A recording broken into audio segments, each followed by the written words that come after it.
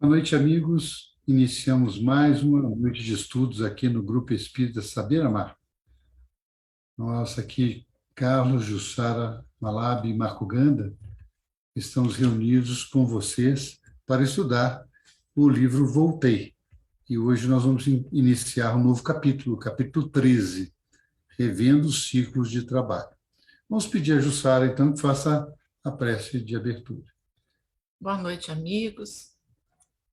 Vamos pedir a todos que juntem os nossos pensamentos em uma só voz, solicitando a Jesus que nos ampare na leitura, na interpretação e nas reflexões que o irmão Jacob traz para a gente. Que nós possamos, Senhor, ser um restinho de luz a iluminar os nossos lares, a purificar os ambientes, a dinamizar as águas em prol de nossa saúde, daqueles que nos cercam, que possamos, Senhor, por fim, aprendermos um pouco mais, nos colocando a par de todas as circunstâncias da nossa vida. Que a serenidade do teu coração, Mestre Jesus, acalme as nossas inquietações, as nossas expectativas, e que possamos confiar na espiritualidade. Que assim seja. Que assim seja. Como dissemos, nós estamos iniciando um novo capítulo, capítulo 13. Para quem quiser acessar as reuniões anteriores, o material anterior, é só ir no portal Saber Espiritismo e lá vai poder conseguir acessar essa série do livro Voltei.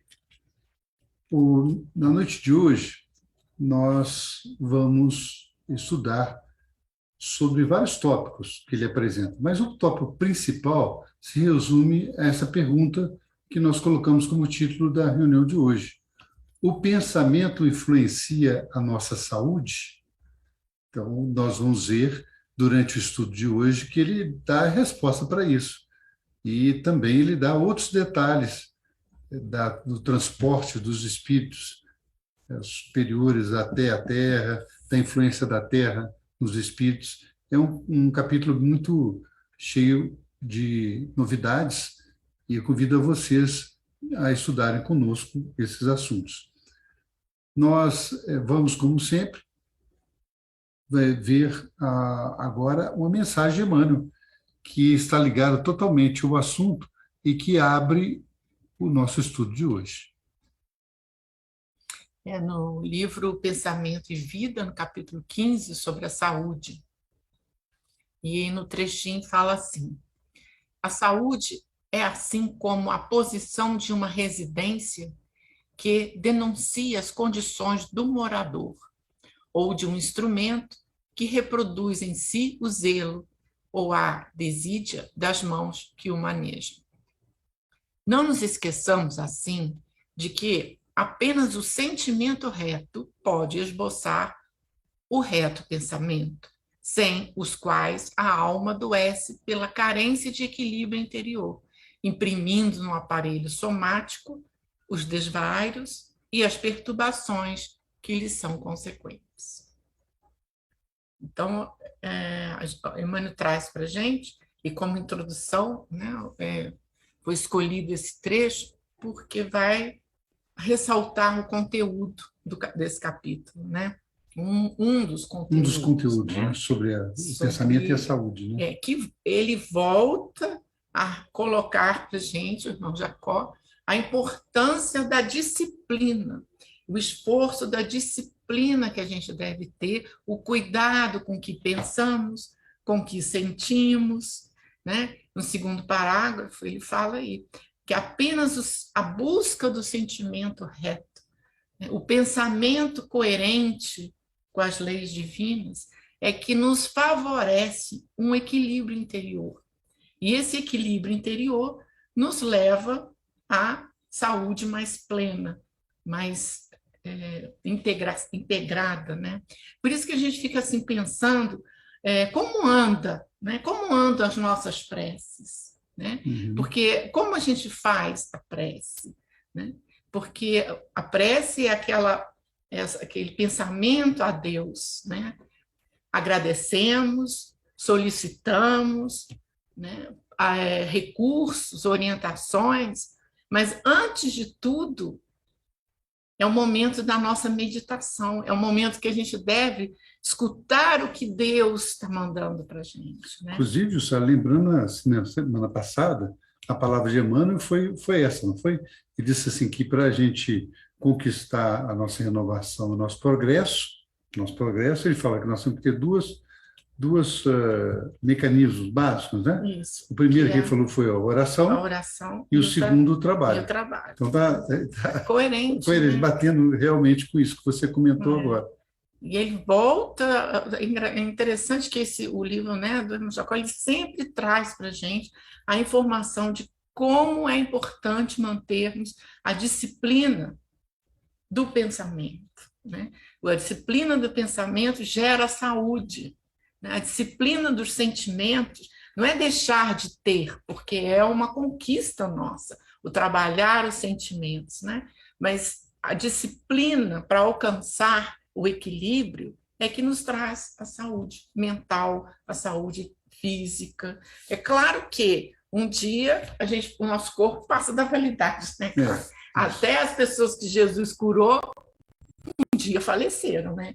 Então é o ciclo natural das coisas. Mas enquanto estamos aqui, oportunidades de estarmos aqui, nós temos que zelar, como ele fala aí, né?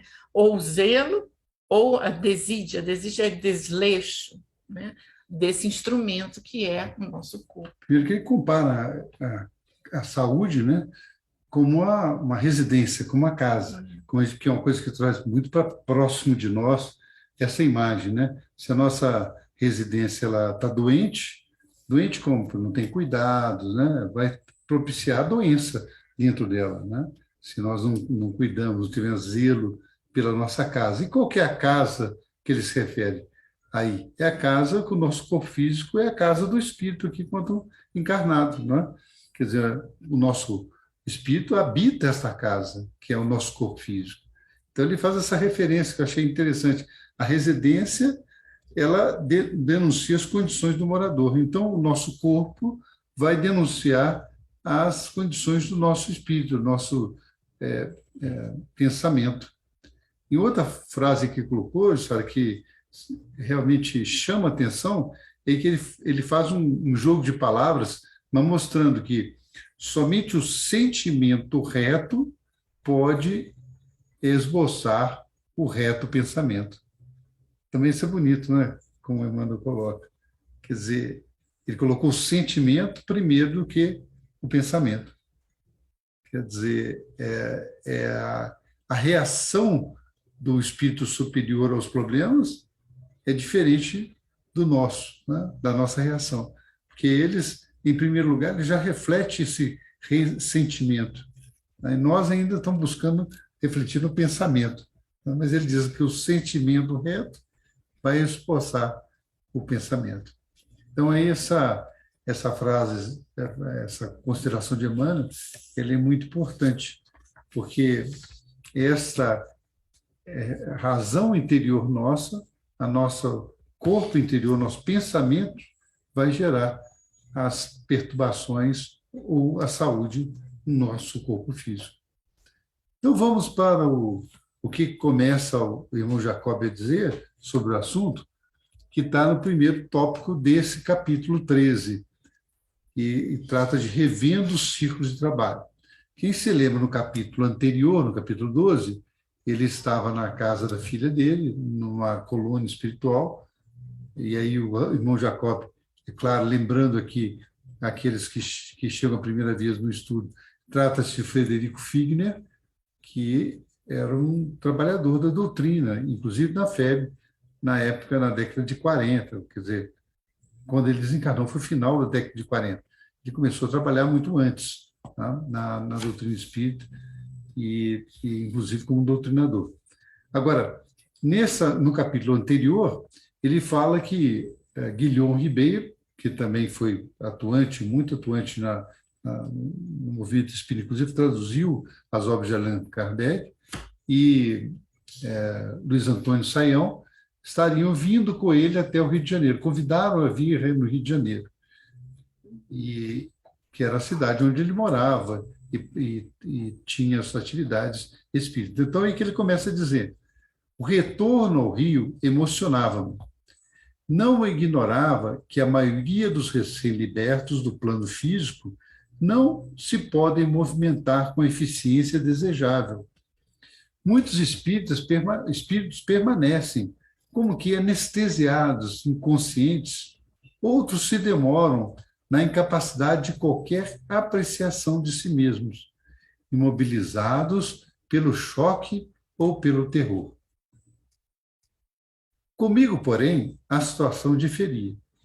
A sede de saber renovava minhas forças, relembrando os últimos instantes na experiência material. Retomava mal-estar indefinível. Quer dizer, quando ele relembrava os últimos instantes da experiência material, retomava mal-estar indefinível. A dispneia parecia uma entidade imaginária, pronta a individualizar-se dentro de mim, toda vez que a evocava em pensamento. Bastava recordar certos sintomas do esgotamento que experimentaram no corpo de carne para registrá-los imediatamente no organismo espiritual. Então, aqui ele já começa a dar algumas explicações para a gente sobre essa ligação entre o pensamento e os reflexos ali. Ele está falando no corpo perispiritual, né? Então, ele fala que ele retorna ao Rio de Janeiro, mas ele dá uma explicação para a gente antes.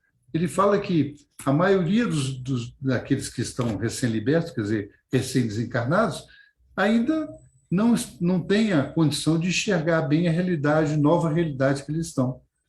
Isso ele já destacou em capítulos anteriores. E que deve ser o quê? A baixa educação espiritual que nós temos.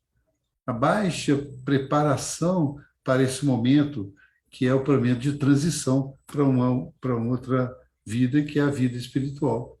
Então, esta falta de preparação gera aí, na maioria dos espíritos, que agora espíritos desencarnados, uma anestesia da consciência, quer dizer, a incapacidade de entender a situação que eles estão, como ele coloca. Muitos ainda, sim, entendendo ainda como encarnados aqui na Terra. Muitos deles querendo falar conosco, é o que eles dizem, né, Gustavo? Eles chegam querendo falar conosco, mas, claro, nós só escutamos ele pelos canais da intuição, mas não escutamos mais pelos ouvidos materiais. E eles se assustam com isso, ficam chocados, se acham desprezados, né? E muitos, inclusive, quando percebem essa situação, entram até em situação de sentir terror, né? Pela posição, porque eles têm medo da morte, medo do que vão encontrar no outro plano, até pelas imposições seculares que são feitas de céu, inferno, purgatório, e aí criando na mente das pessoas essas imagens. Então, esse choque ocorre com muita frequência.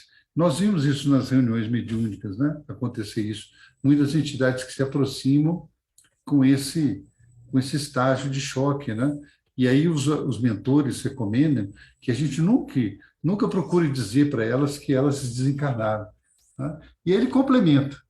Aqui, com ele, a situação foi diferente, porque ele já tinha o estudo da doutrina espírita, ele tinha o conhecimento da doutrina espírita. Mas, mesmo assim, tendo essa experiência, ele citava aqui que ele, assim que lembrava recém-desencarnado, então, assim que ele lembrava da experiência que ele passou no desencarne, na desencarnação, ele, então, começava a sentir as dores, começava a sentir a dispneia, ele sentia o esgotamento físico. Ele já estava desligado daquilo, mas ele já começou a mostrar esta questão do impacto do pensamento no organismo espiritual. Daqui a pouco ele vai explicar sobre esses impactos também no organismo material. A gente pode notar aí duas questões, Carlos, que me veio assim à mente. Primeiro, quando ele fala assim, a sede de saber renovava minhas forças. Ora, o que a gente vê isso aí? A sede de saber dele é a vontade dele. E até Leon Denis ressalta, a vontade nossa é uma potência na nossa alma. Então, olha o esforço, olha o interesse, olha o foco que ele tinha. Por isso que ele conseguia cada vez mais, né, a evolução espiritual, porque ele tinha vontade, a vontade dele estava em descobrir, né, em pesquisar, em trazer para a Isso gente, motivou, né? o motivou Motivava a não ficar nesse ciclo parado, fechado, né? né? E principalmente a cortar esses sintomas que naturalmente ficam impregnados no nosso corpo perispiritual por muito tempo, até a gente dissipar isso. Então, essa força de vontade nossa, da disciplina dos nossos pensamentos, da busca de conhecimento, da situação espiritual, meio que bloqueia sintomas de outras épocas na gente, pela questão da disciplina. Outra coisa que eu achei interessante às vezes a gente se pega sentindo alguns sintomas que a gente não sabe de onde vem, né? Então, pelo que ele relata, a gente pode deduzir que talvez sejam situações em que outras vidas já vivenciamos. É né? verdade. E que mostra para a gente, olha onde a gente tem que evoluir, né? Olha onde a gente tem que crescer. São sintomas que ainda são vivos, né, em nossa alma, mas que nos alertam aonde a gente deve nos disciplinar. Né? Muitas das vezes a gente tem esses sintomas, né? Não é físico, mas até mentais, sentimentos surgem de repente, assim, do nada. Alguma coisa tem, né? Para que a gente possa ficar atento quanto a isso. Pois é.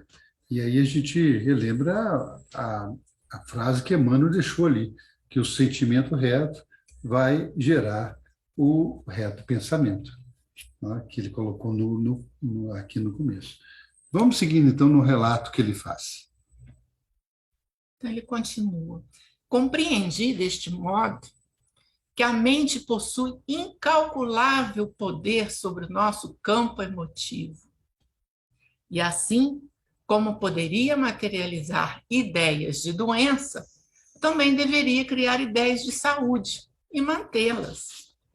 Baseado nessa convicção, procurei decifrar o problema do meu próprio benefício e passei a mentalizar o equilíbrio, a esperança, a alegria e o serviço. Olha que inteligente que ele é. Pois é. E a dica que ele nos deixa, né? E ele continua. Estimulado pela proteção dos valorosos amigos, cabia-me honrar-lhe o carinho e a devoção. Convidado, pois, a segui-los, competia-me apresentar o melhor padrão de energia, serenidade e entendimento. Ou seja, isso é uma dica que ele deixa para a gente, muito interessante, e que muitas das vezes passa despercebido o que ele colocou. Ou seja, pela nossa infelicidade, a gente fica se martirizando e atraindo problemas para a gente, né? Ideias de doença. Ai, meu Deus, estou com dor de cabeça. Será que eu estou com algum problema? Ai, eu estou tendo palpitação. Ai, eu estou tendo ataque. Olha como é que a gente tem essa vibração de trazer para a gente um desequilíbrio. Então, ele fala que a mente possui incalculável poder sobre o nosso a nossa sensibilidade, né? Então, se eu posso, olha o raciocínio lógico dele, se eu posso trazer ideias de doença para mim, eu também posso provocar ideias positivas. Olha a física quântica aí, né? E manter a saúde. E manter ele fala assim, a né? saúde. Ideias de doença podem ser afastadas e criar no seu lugar ideias de saúde. E assim manter a saúde. É o que Emmanuel trouxe lá no começo para a gente, né? Como que a gente mantém o nosso equilíbrio orgânico e a nossa saúde? Mentalizando o equilíbrio. Olha a hora da prece aí. O equilíbrio, respirando a esperança, né? Aliviando a alegria e É o trabalhando. equilíbrio interior que É o o Emmanuel fala, equilíbrio né? interior. Falou.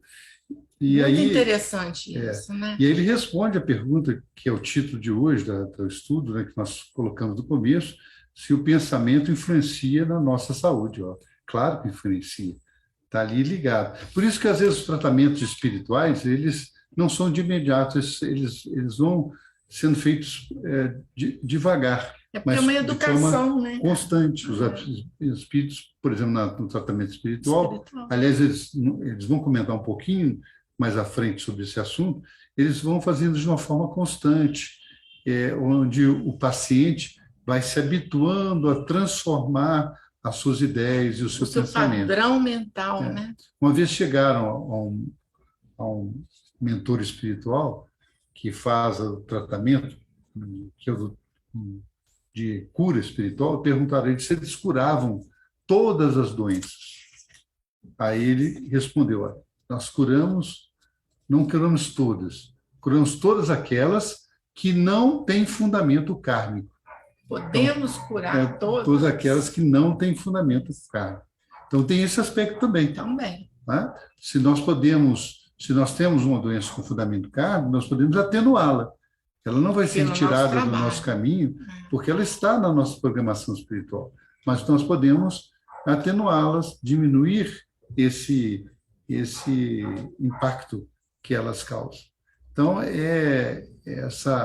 essa fórmula que ele dá de passar a mentalizar o equilíbrio, a esperança, a alegria e o serviço, foi a forma que ele encontrou para equilibrar a mente dele nesse sentido de produzir saúde, produzir O melhor padrão, né? Que ele fala aí no final, né? O melhor padrão de energia, de serenidade e entendimento. Quer que ele dizer, pode ajudar os amigos isso, espirituais, que né? convidaram ele a estar ali. E é verdade, quando a gente está, por exemplo, na nossa casa, nossa residência, há problemas de conflito de relacionamento, é claro que tem, né? Qual a família que não tem dificuldade? Então, os espíritos amigos vai procurar quem para poder auxiliar no momento da crise? Aqueles que mantêm a energia de Exato. serenidade, de entendimento, vai atuar nessa pessoa para que ela possa acalmar o ambiente. Então, vamos seguindo aqui com o que ele fala, né? E aí, antes de seguirmos, nós buscamos esse ensinamento de Emmanuel também, que está no livro Palavras do Infinito, na terceira parte, no capítulo 7, a máxima de Juvenal continua de pé. Né? Mente são, corpo são. Essa é a máxima de Juvenal. Mas ele fala assim, ó, o Emmanuel diz, as enfermidades do corpo obedecem geralmente às enfermidades da alma. Os tratamentos que a esta fossem aplicados o seriam identidade de circunstâncias ao veículo das suas manifestações. Aconselharíamos, pois, a medicina, em geral, a intensificação dos processos magnéticos de cura.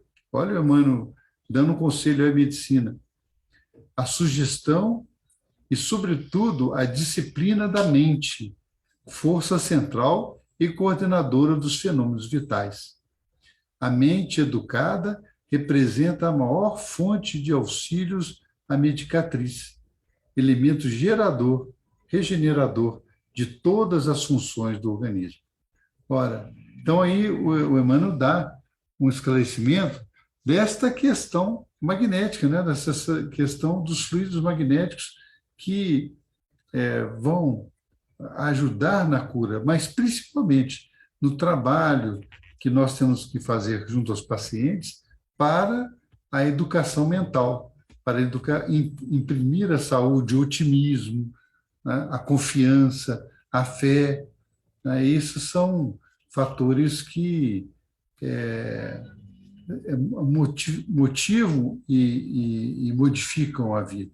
Me lembro de um caso, sabe, contado, que me veio à mente agora, que existia no hospital, numa certa enfermaria, um doente que ficava junto à janela.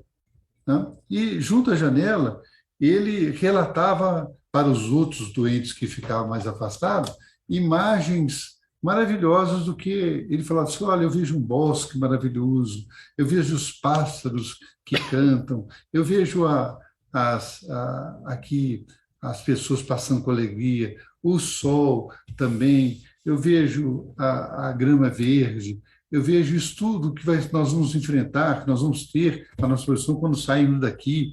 Então, vamos lá, gente, vamos ter ânimo, daqui a pouco nós vamos sair, tudo isso está à nossa disposição. Olha que beleza das árvores, né, e os pássaros, do céu azul. Então, ele comentava isso.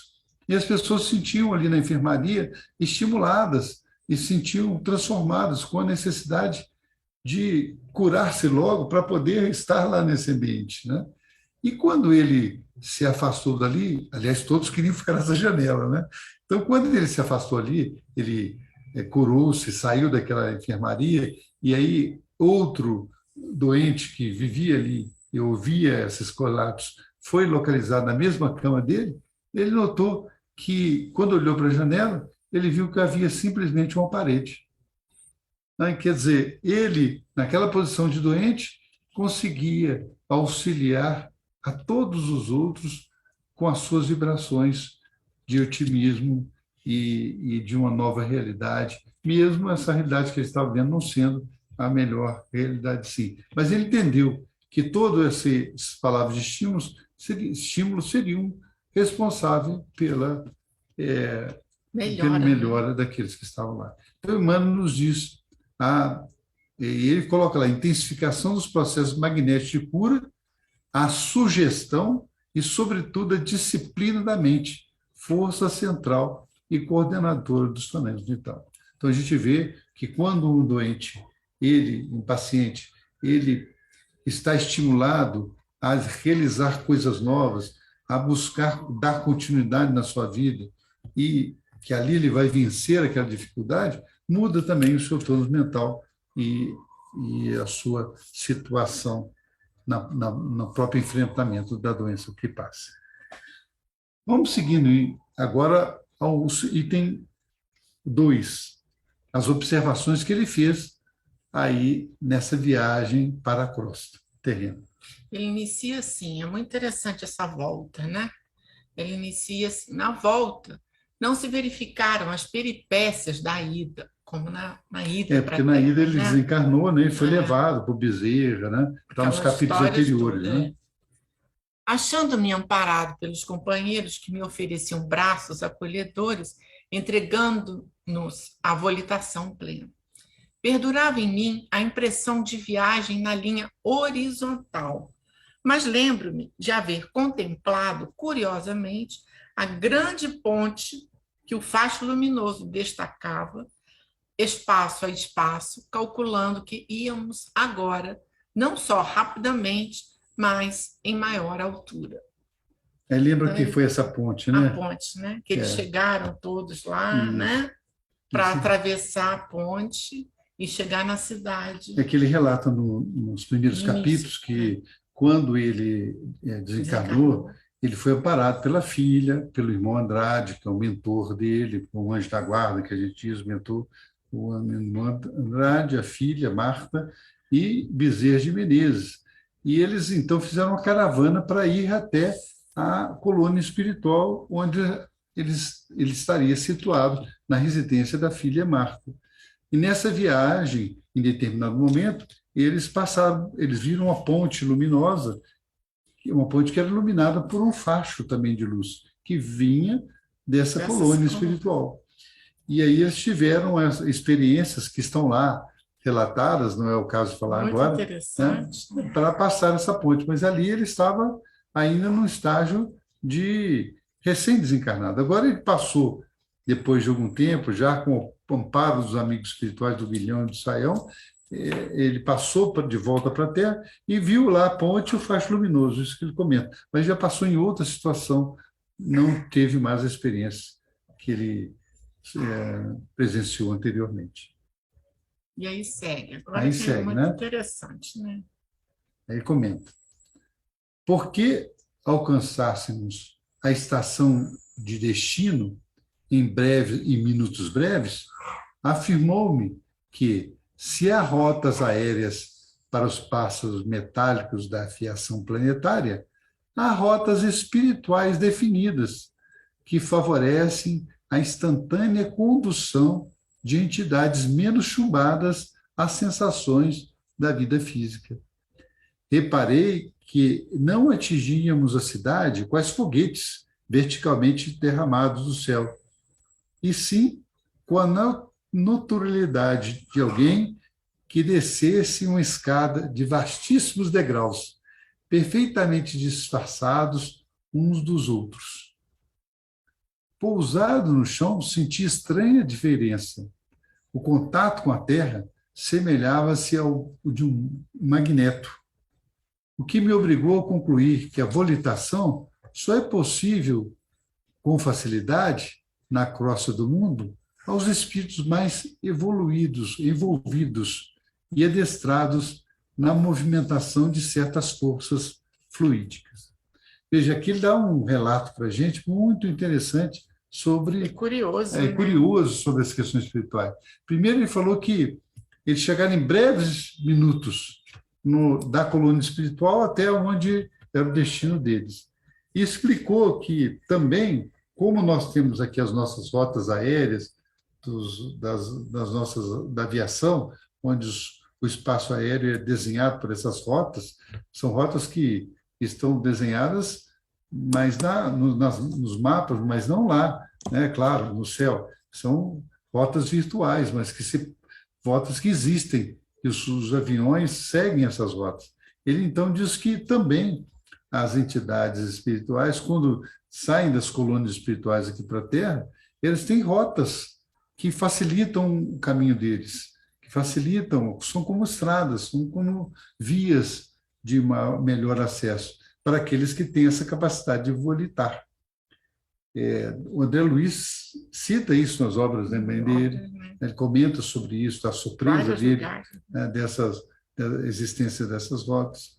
E então ele fala que para as entidades que não são chumbadas às sensações físicas, quer dizer, já superaram isso, esses são caminhos de instantânea condução. Lá no livro Nosso Lar, inclusive, tem um destaque desse, né? Quando ele estava na casa dele, ele pensou na enfermeira, né? Que era a companheira dele nas câmaras de retificação, e ela, então, imediatamente se apresentou em poucos minutos ao lado dele, para ajudá-lo no caso que ele tinha na casa, quando ele retornou para o lar físico dele. Então, é assim, os espíritos têm esses caminhos.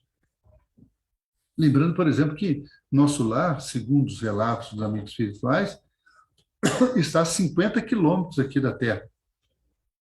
Então, ele falou que em breves minutos ele já estava aqui, né? E que para ele a sensação como que eles viessem na linha horizontal. Então, um relato que deixa a gente assim entendendo por que os espíritos podem agir imediatamente, mesmo estando em uma colônia espiritual, recebendo a prece, o pedido nosso, imediatamente eles aparecem aqui conosco. Aí a gente entende isso, né? Não é nada de miraculoso, né? Um processo que ocorre utilizando vias espirituais já predeterminadas para isso. Ele comenta também que sentiu que, quando ele chegou aqui na Terra, como que a Terra tivesse também uma influência magnética sobre ele. E que a gente pensa nisso só sobre corpos materiais, mas o espírito, o perispírito que reveste o espírito, que é como diz no Livro dos Espíritos, ele é um envoltório do espírito, é como se fosse um instrumento de manifestação do espírito no plano ainda que estamos. Esse perispírito sofre influência magnética da Terra, como também o nosso corpo sofre. Então, mas ele fala que só é possível realmente a volitação, que é essa facilidade de se transportar pelo espaço com maior rapidez, para os espíritos que estão adestrados ao conhecimento dessas forças fluídicas e magnéticas. Então, fica aí um registro dessa informação que ele nos dá. Aí vamos seguindo, então. Fala. Quando considerei a possibilidade de nos materializarmos em plena avenida para dar testemunho de sobrevivência, riu-se Guilhom, discreto, e afiançou que, de tal cometimento fosse possível, a perturbação alcançaria muita gente, de vez que o próprio clarão, revelador da crença, para demonstrar-se benefício, há de penetrar gradualmente o templo interno de cada um, acentuando que, por isso mesmo, concede o Senhor suficientes recursos à mente encarnada para aproveitar-lhes a bênção, na renovação e na iluminação de si mesmo. O progresso espiritual será sempre gradativo, sem violência e sem alarme. É porque ele ficou tão maravilhado com aquilo, né? O primeiro retorno dele, né? Que ele falou assim, nossa, mas é tão evidente, por que a gente não pode se apresentar para as pessoas encarnadas aqui, que a gente existe, né? E tudo. Aí o Guilhom, né, riu e falou assim, calma, não é assim. Na verdade, a pessoa tem que estar pronta para receber a verdade. Nem sempre a verdade deve ser dita assim abruptamente para qualquer um. A pessoa tem que estar pronta para receber, né? E por isso que ele falou, depende do tempo interno, quer dizer, do momento, do clique de cada um, né? Não se, o mundo espiritual não se impõe.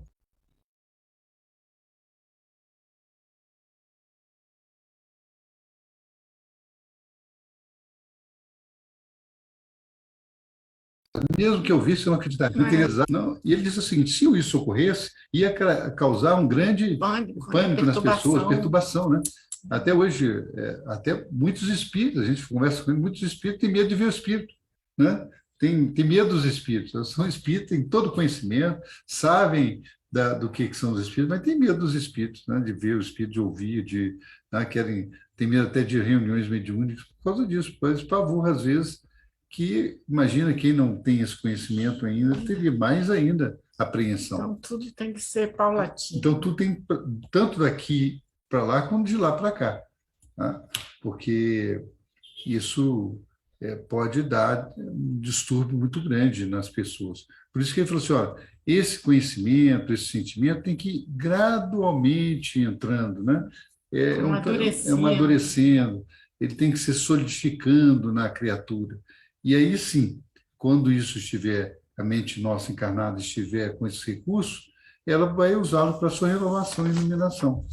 Então, ele finaliza, o progresso espiritual será sempre gradativo, sem violência, sem alarme, sem querer forçar. Então, a gente vê muitas pessoas querendo forçar os outros a entender, né, a realidade espiritual. Não, calma, isso vai chegar no seu tempo devido, né, esse conhecimento e este entendimento da realidade. E aí, queridos amigos, nós chegamos ao último slide dessa noite que Emmanuel nos traz, né? A fórmula do progresso. Gostaria de trazer isso para vocês, porque achamos muito legal essas expressões de Emmanuel. Por isso que estamos sempre trazendo aqui fatos que nos ajudem, expressões, frases, conhecimentos que vão nos ajudar a vencermos as nossas dificuldades, os nossos problemas. Então, Emmanuel traz no livro Indulgência, no capítulo 19, a fórmula do progresso. Claro que é o progresso espiritual que nós precisamos ter, espiritual e intelectual. Mas ele fala assim, na senda da evolução, é preciso efetivamente aceitar-nos imperfeitos, tais quais somos.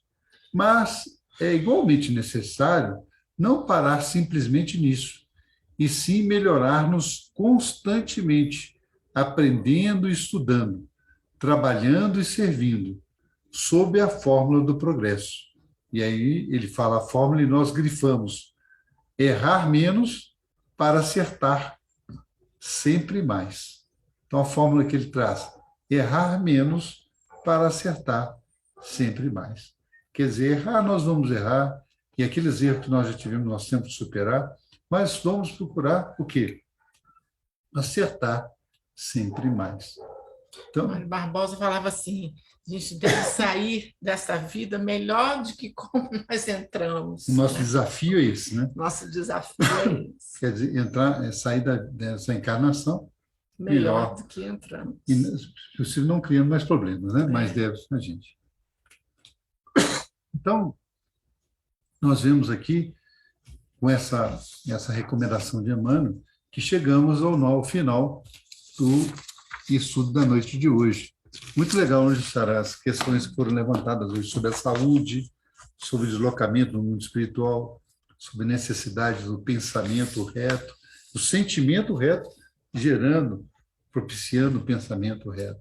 São questões que vão nos fazer meditar muito sobre aquilo que precisamos realizar.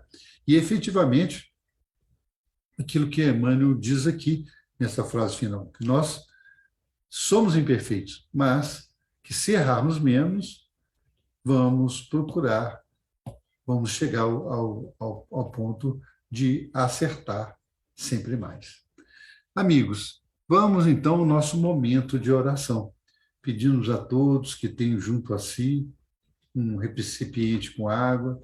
Vamos pedir aos amigos espirituais, nesse instante, a fluidificação desse líquido, dessa água, para que ele traga os remédios, que ele traga aquelas energias que necessitamos para a recomposição do nosso organismo físico e espiritual.